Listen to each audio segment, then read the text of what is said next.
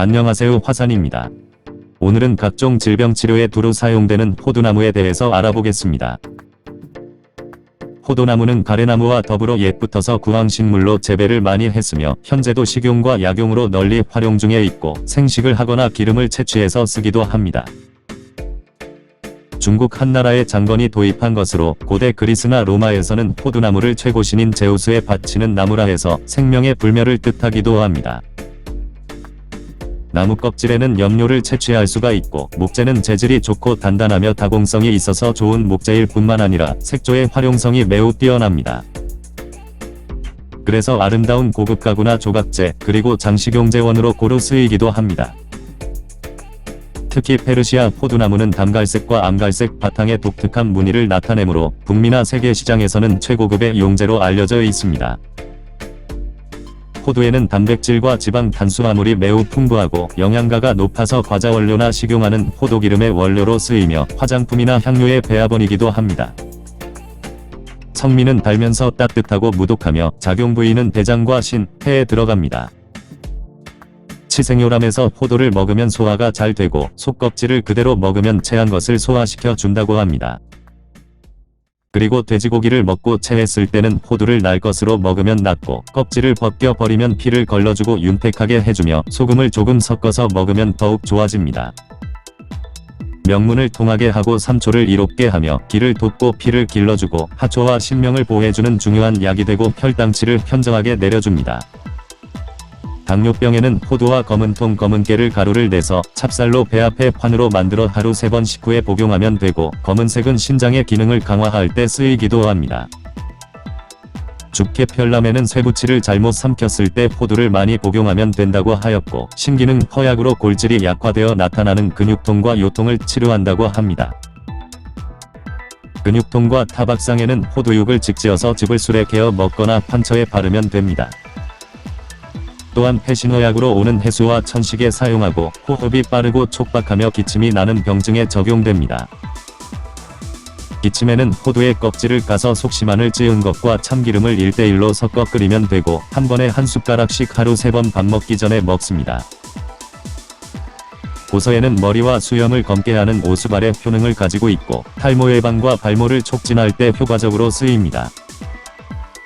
발모 촉진에는 포도나무 잎 100g을 달인 후에 머리털이 날 때까지 주기적으로 바르시면 되고 탈모 예방을 하고 생식 능력 향상을 시켜주는 효과도 있습니다. 향악집성방에는 몸을 튼튼하게 하며 피부를 윤택하게 하고 머리털을 검게 만든다고 되어 있습니다.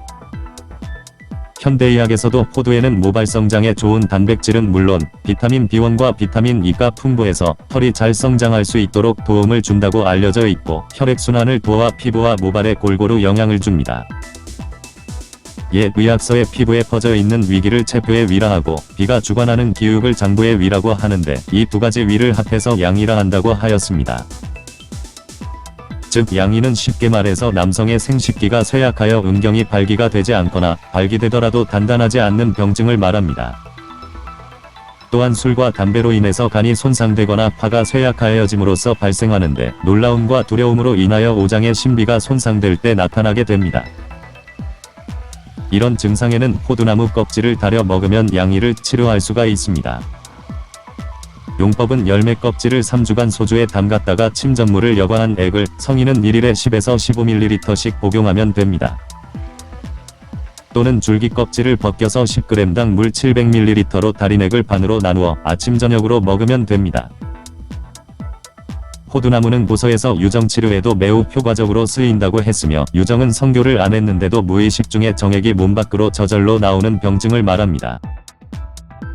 그리고 꿈꾸는 중에 나오는 것을 목류라고 하며 꿈꾸지 않을 때에 나오는 것을 활정이라 합니다. 이런 유정과 목류는 대부분 근심 걱정이 지나치거나 방사를 무절제하게 하여 심과 신을 크게 손상시킴으로써 발생합니다. 포도나무는 이런 손상된 심과 신을 보호하고 방광과 전립선의 소통을 원활하게 작용할 수 있게 도와주는 효능을 가지고 있습니다.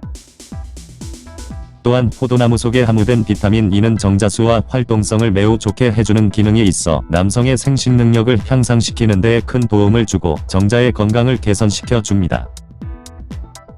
이런 경우에는 까노도 300g에 소주 3.6L 그리고 자기 취향에 따라서 설탕 또는 꿀을 약간 첨가해서 3-5개월 정도 숙성시킨 다음에 먹으면 됩니다. 게다가 소변이 자주 마려운 병증을 치료하고 장시의통에서는 방광의 기가 부족할 때 쓴다고 되어 있습니다. 이런 오줌 소태에는 호두육을 잿불에 구워서 취침 전에 따뜻한 술과 함께 먹으면 됩니다. 호두에는 식물성 지방이 다량으로 함유되어 있어 빈혈로 인한 변비, 만성 질환을 앓고 난 후의 악성 변비, 그리고 노인성 변비 등에 유효하게 작용됩니다. 변비에는 호두를 구워서 먹거나 뿌리를 달여 하루에 3번 공복에 복용하면 됩니다. 그 밖에 임질 매독, 독창 등의 성병 치료에 쓰이고 유방이 차고 부었을 때 신경쇠약함 불면증, 모든 귀병에 효과가 있습니다. 음낭의 피부염과 소양증에는 줄기 껍질을 물에 달인 물로 환철을 씻으면 되고 여성의 백대하에는 잎을 달여서 먹거나 음부를 씻어주면 됩니다.